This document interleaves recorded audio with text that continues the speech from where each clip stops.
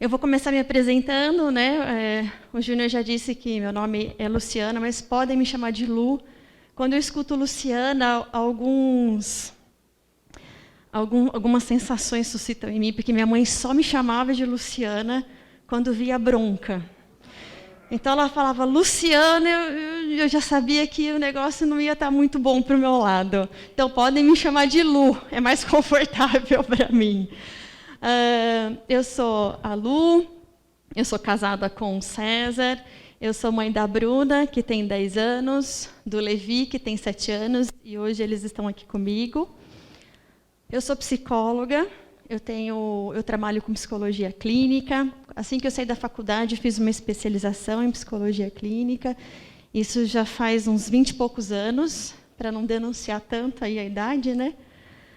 E depois que eu terminei a minha especialização em clínica, eu fiz um mestrado em análise experimental do comportamento, com a parte de análise do comportamento mesmo. E o último curso que eu fiz foi um curso de formação em neuropsicologia.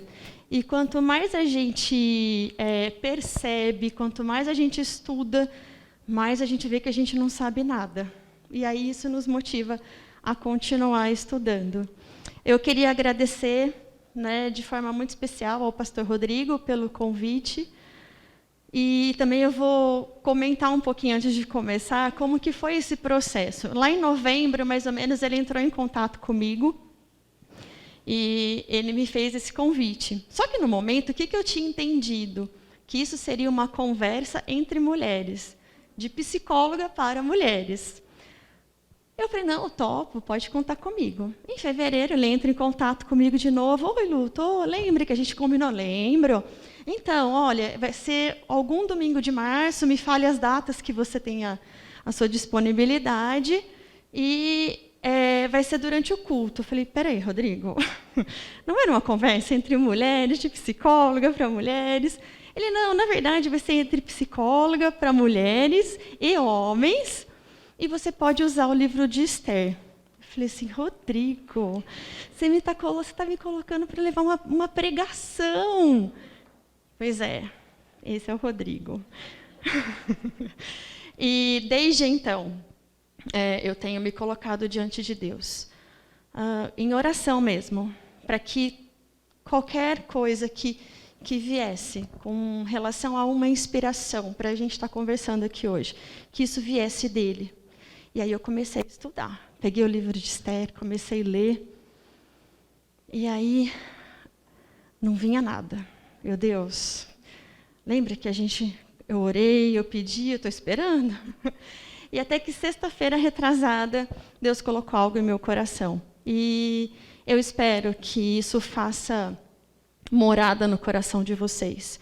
Que essa meditação possa realmente colocar vocês para pensar e que aproxime vocês ainda mais de Deus. Não porque é a Lu que está falando, mas porque é algo que eu realmente pedi, que viesse dele para o coração de vocês. Amém?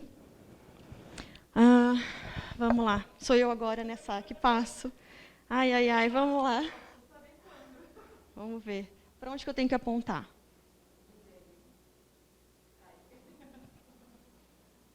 Ai, tá certo. Bem, o título que eu coloquei foi Uma Vida, um Propósito, Hadassah. Eu ouvi as pregações dos domingos passados e sei que vocês já tiveram um pouquinho aí da história de Hadassah, né, da rainha Esther. Vocês acham que eu preciso entrar muito na história ou vocês já sabem? Alguém não esteve aqui nos últimos 2 domingos? Levanta a mãozinha. Meu marido. Ótimo. Quando a gente conhece, né, quando a gente fica sabendo como foi a história de Hadassah e então depois a rainha Esther, a gente não tem como negar que na vida de Hadassah havia um propósito. E já adiantando, esse propósito nada menos, nada mais foi do que salvar o povo judeu da morte. E a gente está falando de um povo de onde vem Jesus. Se esse povo fosse destruído lá atrás, Deus teria que intervir de uma outra forma na história. Olha como foi importante, né, o feito de Esther. Então vamos começar. sempre quando a gente olha para a história eu vou colocar Hadassah ainda, porque depois ela muda o nome. A gente olha para coisas assim, nossa, ela era bonita, ela era linda, ela era corajosa, ela era sábia. E a gente acaba olhando para ela quase como uma princesa da Disney, não é? Eu acho que a Disney um dia precisaria ler a história de Esther, porque eles teriam uma princesa aí de fibra, né? Eu acho que eu não conheço nenhuma princesa da Disney que seja tão de fibra como foi a rainha Esther. Mas algo me chamou a atenção quando eu estava estudando o livro de Esther. Ela era uma jovem judia, e quando ela nasceu, o povo judeu, ele já estava há 120 anos vivendo fora da terra deles, fora de Jerusalém, porque Jerusalém tinha sido destruída. Então, o povo estava vivendo em terra estrangeira. E, além dela ter nascido numa terra que não era dela, e, gente, abrindo um parênteses aqui, quando a gente pensa, né, e você está vivendo em uma terra que não é sua, quando a gente lê isso, parece algo muito distante. Mas vamos pensar na guerra da Ucrânia. O que está acontecendo com os ucranianos? Eles estão tendo que sair do país para que eles não morram em virtude da guerra. Você imagina você pegar a tua família, deixar a sua casa, o seu lar, e ir para um país onde você não conhece ninguém, onde muitas vezes você não fala a mesma língua. Às vezes, as mulheres com as crianças vão e os maridos ficam. Não é uma situação difícil. Quer dizer, não é uma situação fácil. Mas, além dela estar numa terra que não era dela, ela era órfã de pai e mãe. Não ter o pai já é difícil. Não ter a mãe já é difícil. Você imagina não ter os dois. E ela era uma jovem. A Bíblia fala que ela tinha entre 17 e 18 anos. É um desafio você viver sem seus pais. Eu fico imaginando nas emoções de Hadassah, né, em como ela se sentia diante de tudo isso. E ela foi criada, então, pelo primo Mordecai. Aconteceu algo lá no reino, teve uma festa, eu vou colocar bem por cima, tá? E aí, o rei Assuero pede para que a rainha dele, Vasti, que ela vá até a festa que ele estava dando. E ela se nega. Com isso, ela foi destituída do cargo dela de rainha. Só que o rei fica triste.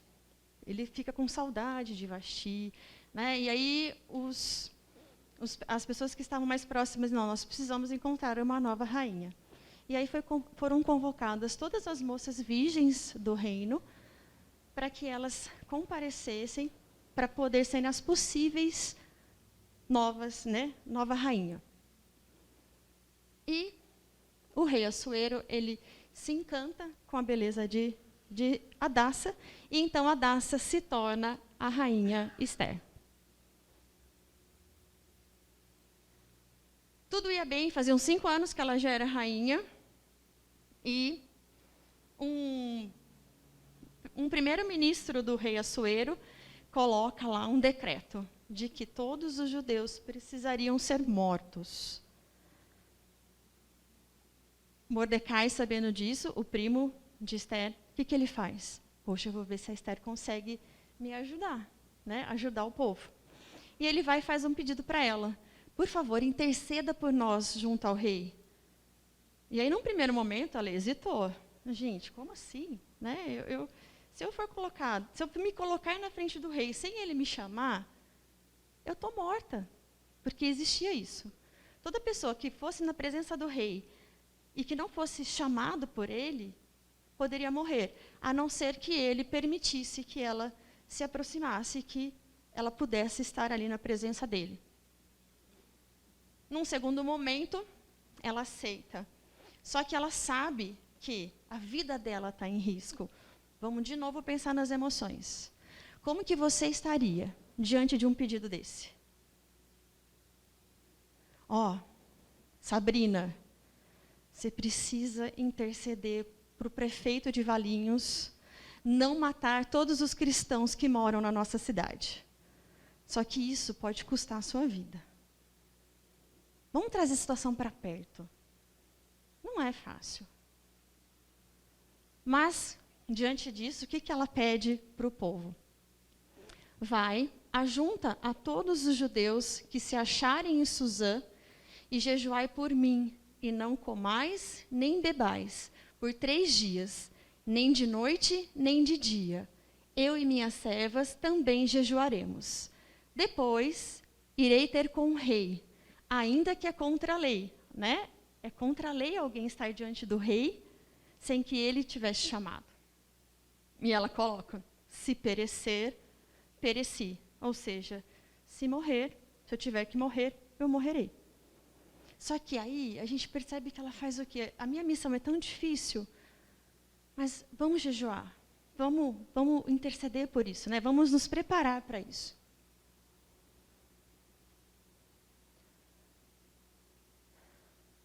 Deus tem um propósito para a vida de Esther.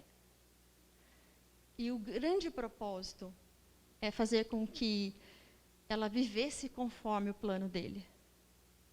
E vivendo conforme o plano de Deus, Esther livrou o povo judeu de um decreto de morte. O rei, quando ela se colocou na presença dele, ele aceitou que ela se aproximasse. E aí, ela foi muito sábia no tempo certo de fazer o pedido para o rei, né? E o rei deu um jeito lá, porque não poderia desfazer um decreto que ele já tinha feito, mas ele arrumou um jeitinho, porque ele permitiu que os judeus lutassem contra as pessoas que estariam exterminando. E o povo judeu vence essa guerra. Esther criou no poder de Deus para transformar uma situação que era irreversível e terrível para o povo judeu. E aí, quais os atributos que a gente pode considerar que ela se utilizou para que isso acontecesse? Ela teve paciência, ela teve fé, ela teve coragem, humildade, sabedoria, e ela convocou o povo para jejuar juntamente com ela. Claro que a gente não pode esquecer, ela estava vivendo uma situação muito difícil, a vida dela estava em jogo. Em momentos como esse, a gente pode ter todos esses atributos, mas a nossa emoção, ela vai jogar contra a gente. Por quê? Porque a gente vai ter muitas emoções negativas. E é um pouquinho sobre isso que eu quero conversar com vocês. Sou psicóloga, vou puxar um pouquinho a sardinha para o meu lado, tá? Bem, vamos pensar no momento que nós estamos vivendo. Nós estamos há 2 anos vivendo numa pandemia, certo? E aí vamos lá, ó, estudo alerta para altos níveis de depressão e pensamentos suicidas em trabalhadores da saúde na América Latina durante a pandemia. Tem algum profissional da saúde aqui? Vocês sabem que isso não é mentira. Foi realmente muito complicado. Aqui, ó. Setembro amarelo. Taxa de suicídio aumenta 111% no mês mais letal da pandemia em Rondônia. Estavam morrendo mais pessoas por suicídio do que de Covid. Tendência de busca por atendimento no serviço de emergência por tentativa de suicídio e ideação suicida durante a pandemia de Covid-19 na Espanha. Ou seja, não foi só aqui no Brasil, foi uma crise mundial. Esse último. Secretaria de Saúde faz levantamento inédito sobre o impacto da pandemia na saúde mental. Bem, os nossos governadores, eles estão começando a diminuir as restrições com relação à pandemia. Isso dá um certo alívio na gente, né? Nossa, parece que tudo está caminhando para o fim. Eu atendo uma moça online, ela mora na Alemanha, e ela falou que os números de Covid lá estão altíssimos, como nunca estiveram. E ontem eu fui ler uma reportagem, tanto na Europa como na Ásia, os números estão crescendo. Embora a gente esteja, né, fazendo relaxamento das medidas de segurança, né, das medidas de prevenção para a Covid, nada nos garante que a gente não vá passar por uma nova onda. Já tem uma nova variante, a Delta Cron. Enfim, a gente se sente numa situação de total impotência. Como que a gente vai se proteger de tudo isso?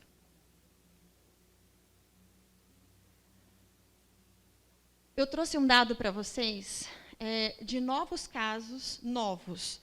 Já existiam antes, E são acrescentados esses novos. Olha isso aqui. Novos casos no mundo durante a pandemia. Ansiedade, 76 milhões, além do que já existiam. Depressão, 53 milhões.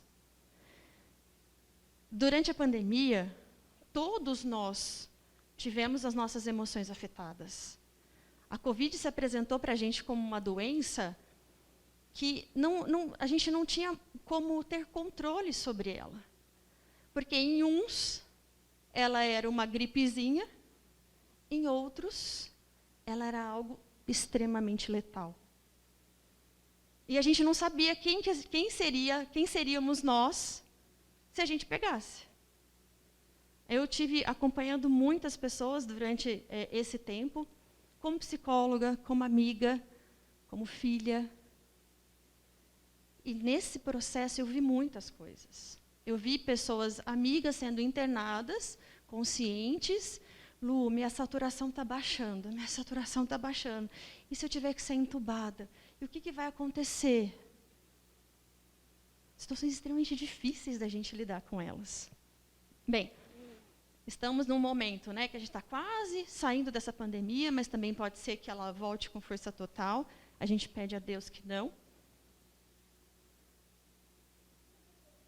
E aí, quando a gente começa a respirar, estoura uma guerra entre Rússia e Ucrânia. Ah, mas é longe, né? Está bem longe da gente, mas nós temos esses impactos aqui. Quem já passou por um posto de gasolina? Comprou gás? Alguém já comprou gás depois da guerra? Né? E quando a gente pensa, né, a gente está longe, vamos pensar nessas pessoas que moram lá, essas famílias. Você imagina eu ter que deixar o César, pegar a Bruna e o Levi e mudar para um país onde eu não conheço ninguém, onde eu não sei de nada, sozinha com os meus filhos, e meu marido ficar na guerra. E eu não saber se eu vou voltar a vê-lo, se meus filhos vão voltar a vê-lo. Gente, como que a gente pode se sentir, como que a gente pode se garantir bem vivendo tudo isso?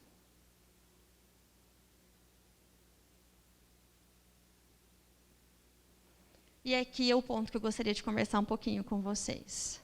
Diante de todo esse cenário, é muito natural que a gente entre num estado de esgotamento emocional. Estresse, preocupação, ansiedade, depressão, falta de energia. Não combina tudo com esse contexto que nós estamos vivendo? E aí, quando a gente tem todas aquelas... Nós temos algumas habilidades, todos nós temos, mas diante de um contexto de esgotamento emocional, essas habilidades parece que elas se escondem.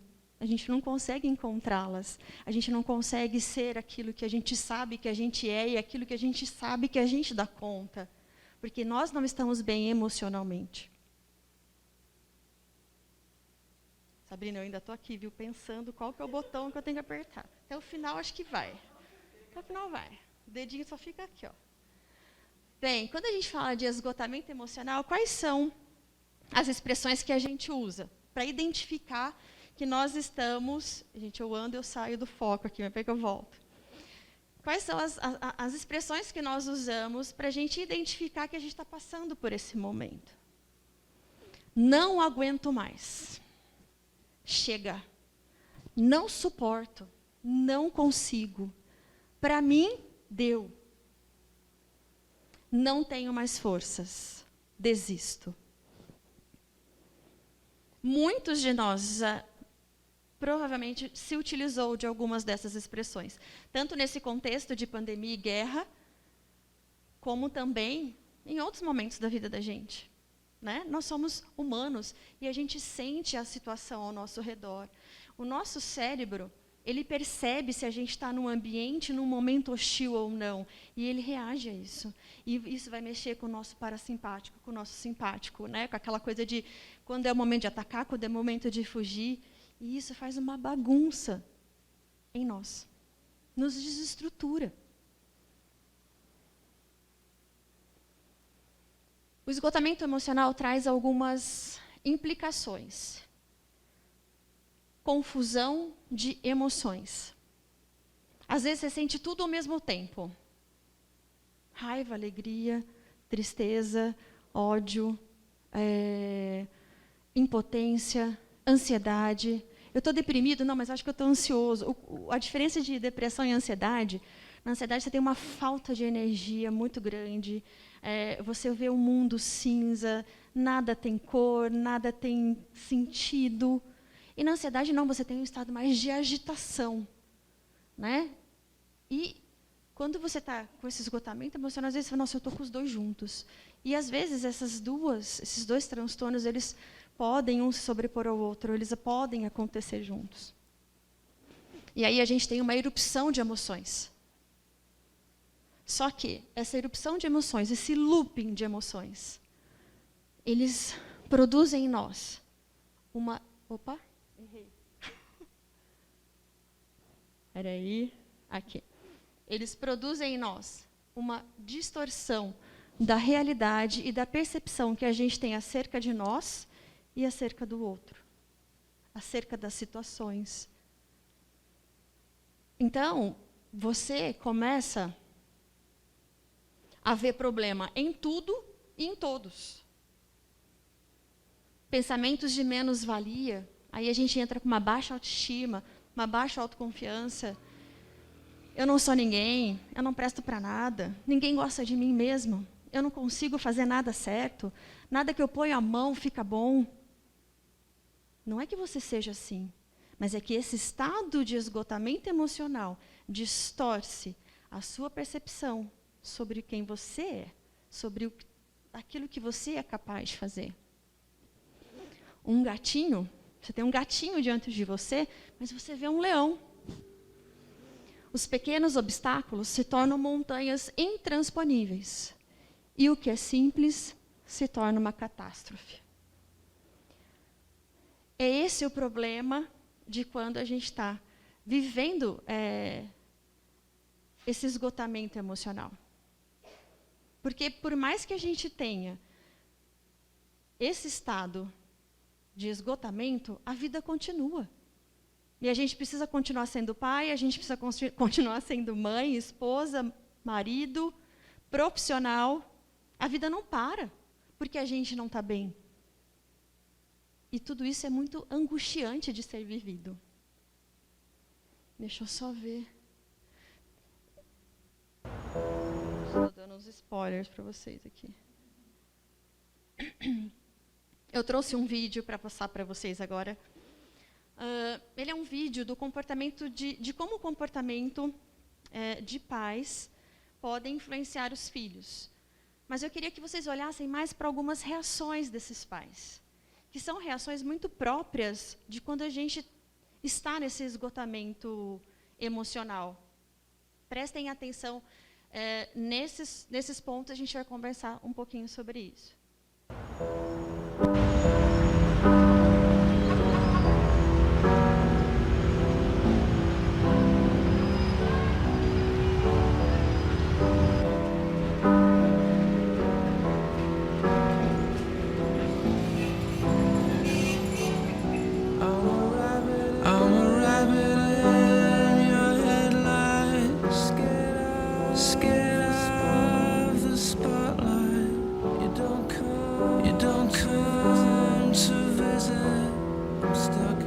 I'm stuck in this bed.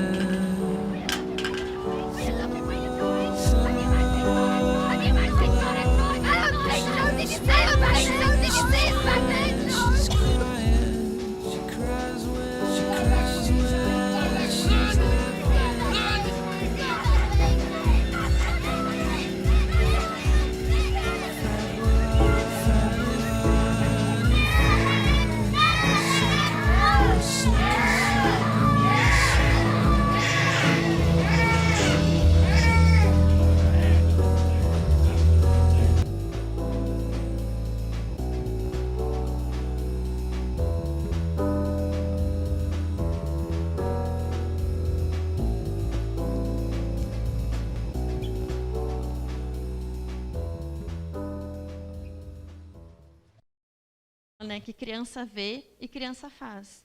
Mas não é só só as crianças que veem, as outras pessoas ao nosso redor veem. E aí, como que nós, como cristãos, diante desse contexto que nós estamos vivendo, né, de uma pandemia que a gente não sabe ainda se ela está chegando ao fim ou não, diante de uma iminente terceira guerra mundial, como que a gente tem se comportado? Será que a gente tem feito como Esther fez? Será que a gente está conseguindo fazer isso? Eu vou compartilhar com vocês um pouquinho, como eu disse, né? As coisas acontecem, mas a vida da gente não para. E eu vou contar um pouquinho do que aconteceu com a minha família. Aqui no centro a gente tem o meu pai, seu Lúcio, gente boa, pessoa de riso fácil. Aqui, Bugrino, que me ensinou a ser bugrina. Aqui é a minha irmã, a minha mãe, né, meu pai. Essa foi uma foto que a gente tirou no meu aniversário, minha mãezinha. E aqui é a nossa Duda, nossa doce e tão sapeca Duda. Bem, essa aí é a minha família. E em março de 2020, quando começou a pandemia, meu pai começou a sentir alguns sintomas intestinais que começou a deixar a gente preocupado, então a gente foi cuidar dele. Né? Resumindo, fez vários exames, e aí, olha, pode ser que seu pai tenha um tumor, um câncer no intestino. Diante disso, precisa fazer cirurgia. Só que a gente estava vivendo um momento de pandemia, e tudo era muito complicado. Marcar o exame era complicado, porque a gente começou a correr atrás de tudo isso entre março e abril. E foi onde realmente a pandemia se estabeleceu aqui no Brasil, né? Onde começou, teve aqui, todo mundo parou de trabalhar, todo mundo dentro das suas casas, a gente sem entender direito o que estava acontecendo. E foi nesse contexto que meu pai começou a apresentar esses sintomas. Bem, a cirurgia dele foi marcada para junho, dia 8 de junho, só que o médico me liga dois dias antes e fala, olha, não tem vaga na UTI. Campinas teve um boom de Covid, as UTIs estão lotadas e eu não posso operar o seu pai sem ter vaga na UTI. Meu pai ficou ansioso, falei, pai, Deus sabe todas as coisas. Né? Se não é para ser hoje, é porque Ele sabe. Então, vamos confiar. E meu pai estava cansado, porque ele estava se sentindo mal. Né? Ele ia várias vezes ao banheiro por dia, e isso já estava acontecendo há alguns meses, então ele já estava meio fraquinho. E aí, então, eis que surge a vaga, foi internado, fez a cirurgia. No dia seguinte à cirurgia, meu pai estava ótimo. Cheguei lá, ele já estava brincando com os enfermeiros, tirando sarro de todo mundo, sendo ele. E eu tinha, antes da cirurgia, convocado todas as pessoas que eu conhecia, que conheciam meu pai, para quê? Para orar. Tive uma atitude parecida com a de Esther, vai. Pedi para as pessoas orarem. Gente, vamos interceder. E meu pai tinha muitos amigos, como a gente frequentou. Na verdade, na nossa história, nós tivemos passagem por 2 igrejas, mas são 2 igrejas que eram grandes, então ele conhecia bastante gente. E todo mundo gostava dele, todo mundo se preocupou. Eu tinha gente orando pelo meu pai. Nos Estados Unidos, em vários países da Europa, tinha missionário, tinha pastor, tinha tudo orando por ele. Aí, no 3º dia, quando eu fui na UTI visitá-lo de novo, eu já notei que ele não estava tão bem. Ele estava vindo numa ascendente, mas aí eu notei que ele não estava muito bem, estava com um catéter. E eu falei para minha mãe, mãe, hoje o pai não estava muito bem, porque a gente acabou preservando a minha mãe. Quem ia para o hospital fazer as visitas era eu e minha irmã. Até que o médico liga para mim e fala, olha, nós vamos ter que fazer exame de Covid no seu pai. E aí eu falei, mas doutor, se o senhor fizer exame de Covid nele e der positivo, eu não vou poder mais ver meu pai. Ele, Luciana, infelizmente é isso. Fez exame de Covid, deu positivo. Eu pedi para entrar no quarto para poder explicar para ele o que estava acontecendo. Meu pai era um homem muito simples. E então eu entrei, expliquei e falei para ele se manter firme e li o Salmo 23 com ele. Esse foi o último contato que eu tive com meu pai antes dele ir para a UTI de Covid.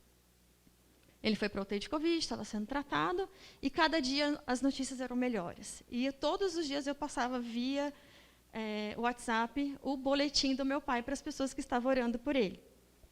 E as notícias só melhores. Olha, hoje ele já está com 50 de oxigênio. Hoje está com 40. Olha, se amanhã seu pai continuar assim, a gente vai estubar seu pai. Né? E a gente continua, e a gente orando. Aí o médico dele me liga, que fez a cirurgia, chama Dr. Gustavo. Luciana, eu estou aqui com a biópsia que foi feita do teu pai. Eu tirei 23 linfonodos do seu pai. Todos estavam preservados. Ele tinha um início de câncer, mas a cirurgia sanou tudo, ele está curado. Terminando o tratamento dele na UTI, ele volta para casa e não precisa de mais nenhum tipo de tratamento. Nós ficamos super felizes, né? E aí, no dia seguinte, a gente já sabia que talvez ele já podia ser estubado, já estávamos em festa. Meu pai era muito forte. Meu pai tinha 72 anos e não tinha nenhuma doença, nenhuma. Aí, na quinta-feira, isso foi numa quarta, na quinta-feira o médico me ligou e falou assim, ai, Lu, olha, a gente não vai estubar seu pai, porque ele está precisando de uma diálise. O rim do seu pai, não estou dizendo que ele está parando, tá? Mas o rim do seu pai está começando a sentir, acho que, essa carga de medicação. Então, a gente vai fazer uma diálise para ajudar. Isso foi na quinta. No sábado, a médica me ligou e falou, olha, a gente não está conseguindo fazer diálise, o coração dele não está aguentando. E no sábado mesmo, meu pai veio a falecer. E aí você pensa, né? Poxa, mas Deus, eu orei, eu pedi, mas não aconteceu. E desde então, Deus vem trabalhando no meu coração, porque nós somos cristãos, nós somos filhos de Deus, e a gente tem a responsabilidade de ser exemplo. A gente influencia pessoas. E aí, diante da morte do meu pai, de quinta até sexta, eu já sabia que as coisas não estavam bem, já estava me preparando, já estava preparando a minha mãe para que aquilo que fosse acontecer. Mas isso ficou muito comigo. Deus é Deus, se Ele curar e se Ele não curar. Diante desses contextos, né, que a gente vive, a gente tem que orar. Mas a resposta, ela é de Deus. E a gente precisa confiar nessa resposta. É fácil? Não. Esse vai ser o nosso tema da manhã, né? É fácil? Não. A nossa vida tem um propósito. E o nosso propósito é viver segundo os planos de Deus. Foi plano de Deus que levasse meu pai para junto dele. E eu sei que ele está lá. E que um dia nós estaremos juntos novamente. Claro que isso trouxe várias implicações, impactou muito a nossa vida. E a gente teve que dar conta de tudo isso. E Deus nunca nos prometeu que a nossa vida seria fácil. Mas Ele nos prometeu que a companhia dEle nunca, nunca nos faltaria. Ele sempre estaria com a gente, em toda e qualquer situação. Eu não sei o que tem acontecido na sua vida. Eu não sei como foram esses 2 últimos anos para você. Mas eu preciso que você olhe para tudo o que aconteceu. Eu entendo que exista um esgotamento emocional em função de tudo isso. Mas eu sei que acima de tudo isso, existe um Deus que é muito grande. E que é um Deus que é o autor da história. Ele olha para a história de uma forma muito mais ampla do que nós olhamos. E a gente precisa confiar nisso. Lembra que eu falei que o esgotamento emocional ele pode mudar a nossa perspectiva acerca de nós, acerca do outro e acerca das situações. Se você se encontra, se você tem se sentido incapaz diante de todas as dificuldades que a vida tem te apresentado, você precisa mudar a sua perspectiva. Você precisa ter a perspectiva, você precisa alinhar a sua perspectiva à perspectiva de Jesus. A perspectiva que Jesus tem de você. Você é importante para Deus. Onde você vê destruição na sua vida, Deus vê esperança. Onde você vê o fim, Deus vê a possibilidade de um recomeço. Onde você vê que você tem menos valia, as pessoas que te amam, te valorizam. Mas só que você precisa estar aberto para que essa mudança de perspectiva aconteça. No consultório eu sempre falo, às vezes algumas mães me procuram para atender os adolescentes. Eu faço uma pergunta. Esse adolescente sabe que você está aqui? Esse adolescente está disposto a passar por um processo terapêutico? Porque senão não adianta. Se você não quiser mudar, se você não quiser sair da perspectiva que você está, as coisas não vão acontecer. Você precisa querer. Você precisa alinhar a sua perspectiva com a perspectiva que Jesus tem. Deus tem um propósito para a tua vida. Você é importante para Ele, você é importante para o reino. Esther, quando o primo foi pedir para que ela intercedesse pelo povo judeu, ela hesitou. Mas depois ela aceitou. Deus precisa de nós para que a gente proclame o Evangelho, para que a gente fale de Jesus para as pessoas. Mas a Bíblia fala também que se a gente não fizer, as pedras falarão. Existe um propósito para a tua vida, existe um plano de Deus para a tua vida. Você é importante para Deus, você é especial, você é importante para o reino. E nós somos um corpo.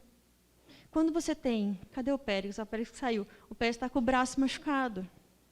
Isso afeta todo o organismo dele. É o jeito de andar, é o jeito de se movimentar. Deixa de ajudar a Dani em casa. Tem desculpa por um tempo, né, Dani? Mas depois você faz ele fazer o dobro, viu? Então, o nosso organismo, ele sente. E nós somos um corpo. Você é parte do corpo. Se você está doente, todo o corpo sente. Por quê? Porque você é importante.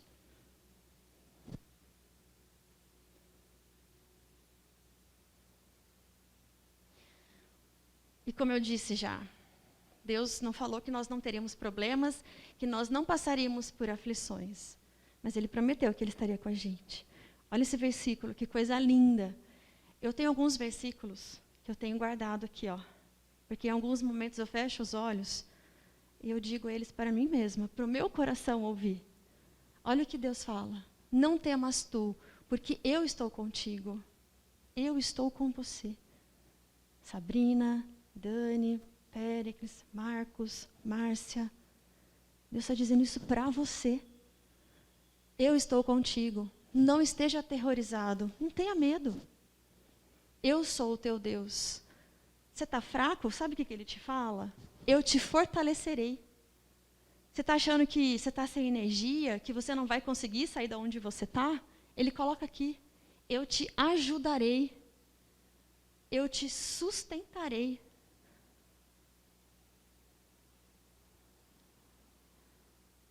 E Ele se sustentará com a mão direita.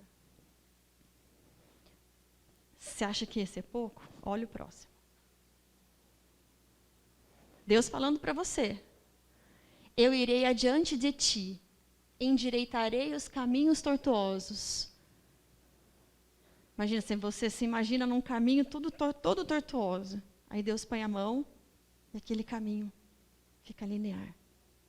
Fica muito mais fácil para você percorrer nele. Quebrarei as portas de bronze e despedaçarei as trancas de ferro. Dar-te-ei tesouros escondidos e as riquezas encobertas, para que saibas que eu sou o Senhor, o Deus de Israel, que te chama pelo teu nome. É você, é a sua vida. Você é especial para Deus. A gente precisa aprender a conjugar o verbo esperançar. A gente precisa ter esperança. Porque a gente tem um Deus que é o Deus da história. Às vezes a gente fala, poxa, Lu, mas eu já tenho... Você pode me dizer, Lu, eu já tenho lutado tanto, eu venho lutando tanto por um mesmo assunto, eu tenho orado tanto por uma mesma coisa e Deus não me ouve, Deus não me atende. Querido, aquieta seu coração. Ele é o Deus da história. Ele é o Deus de todas as coisas.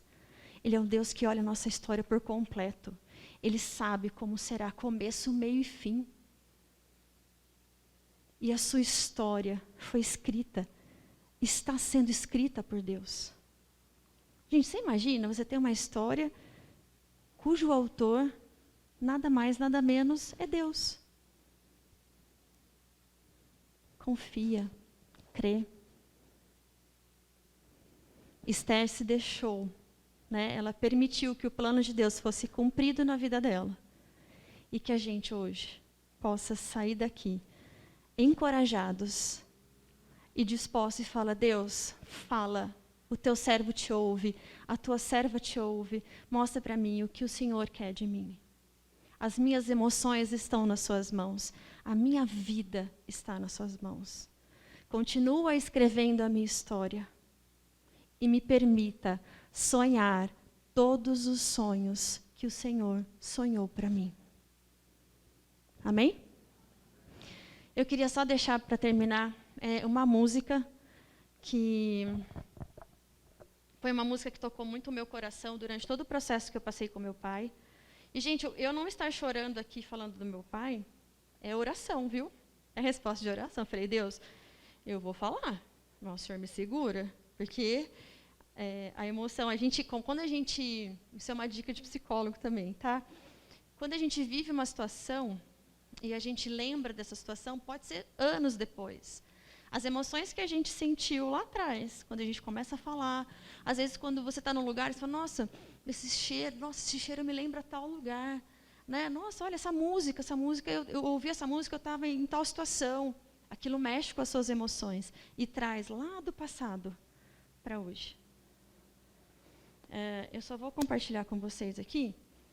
Eu quero mostrar, eu vou passar a música, mas eu queria, deixa eu só ver se eu acho aqui. Ler para vocês o que eu escrevi. Eu tinha chamado muita gente para orar pelo meu pai, né?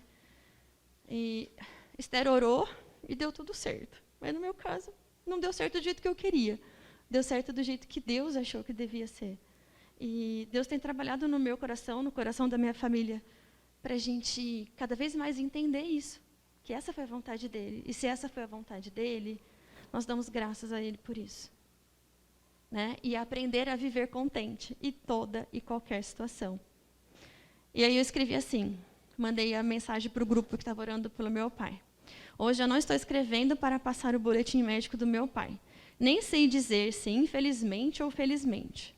Estou escrevendo para agradecer com todo o meu coração a companhia de vocês durante todo o tempo em que ele ficou hospitalizado. Foram mensagens, orações, telefonemas, jejuns.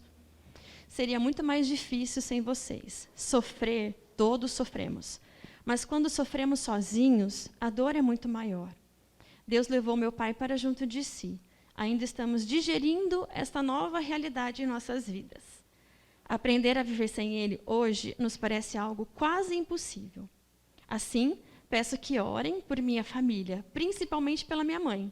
Entre namoro e casamento foram 50 anos juntos. A minha dor é imensa, e quando é somada à dor dela, acreditem, só em Jesus pode ser suportável. Creio no cuidado de Deus e aguardo o momento em que a vida se tornará colorida novamente. E aí eu termino assim, se tudo der certo, ele é Deus, mas se não der, ele continua sendo Deus. E essa foi a música que eu coloquei no final da minha mensagem. Queria que você baixasse sua cabeça, que você tivesse um tempo de você com Deus e que você tivesse a certeza no seu coração de que Se Deus fizer, e Ele está Ele é Deus. Se não fizer, Ele é Deus. Se a porta abrir, Ele é Deus. Mas se fechar, continua sendo Deus. Se a doença vier, Ele é Deus. Se curado eu for, Ele é Deus. Se tudo der certo, Ele é Deus. Mas se não der, continua sendo Deus.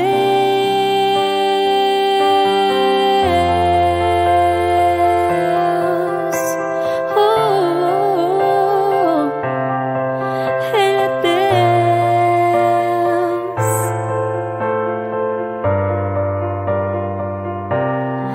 Minha fé não está firmada nas coisas que podes fazer. Eu aprendi a te adorar pelo que és. Dele veio, sim, eu amei. Somente dele, mais ninguém. A Deus seja o louvor. Se Deus fizer, Ele é Deus. Se não fizer, Ele é Deus. Se a porta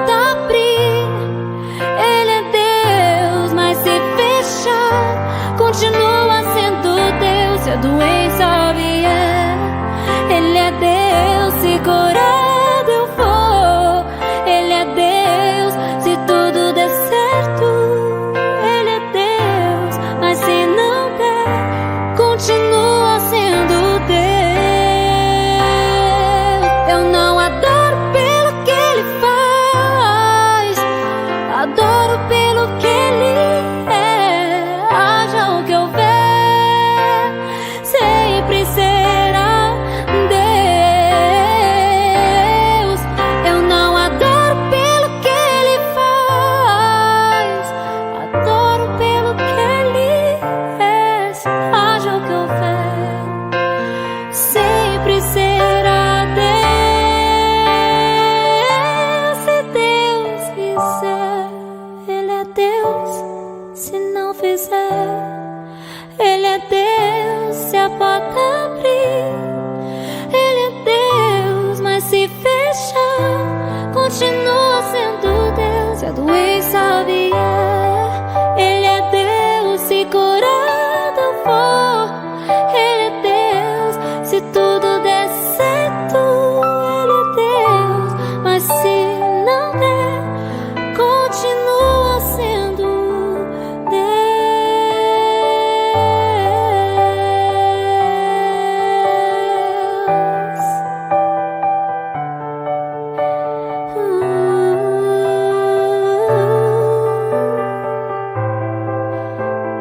Ele é Eu queria Deus. encerrar esse momento orando com vocês. Pai querido, nós estamos aqui essa manhã como corpo de Cristo. Nós estamos aqui, ó Pai, colocando o nosso coração diante de Ti. Obrigado porque Tu és o Deus da história. Obrigado porque Tu és o Deus da nossa história. Obrigado porque o Senhor não desiste de nós. Pai, nos colocamos diante de Ti. Forja o nosso caráter, Pai. Nos transforma em pessoas mais fortes, ó Pai. Em pessoas que possam estar sendo exemplos, influenciando vidas, ó Pai. Que a gente possa levar Jesus para vidas tão sedentas, ó Pai, de ter Jesus. Visita cada pessoa aqui nessa manhã. O Senhor sabe o que acontece na vida de cada um. Coloca esperança, derrama do Teu renovo na vida de cada um, Pai. Esteja com esta comunidade, esteja com o pastor Rodrigo, que a comunidade de Valinhos possa aqui acolher tantos corações sedentos de Ti, ó Pai. Mostra para esta igreja quais são os Seus propósitos para ela, ó Pai, e faça-se cumprir todos, Senhor Deus. Conduz essa comunidade, ó Pai. Conduz a vida desses membros, Senhor Deus. Eu Te agradeço e Te louvo por esta igreja, por cada um que faz parte dela, Pai. E no nome santo de Jesus é que nós oramos. Amém.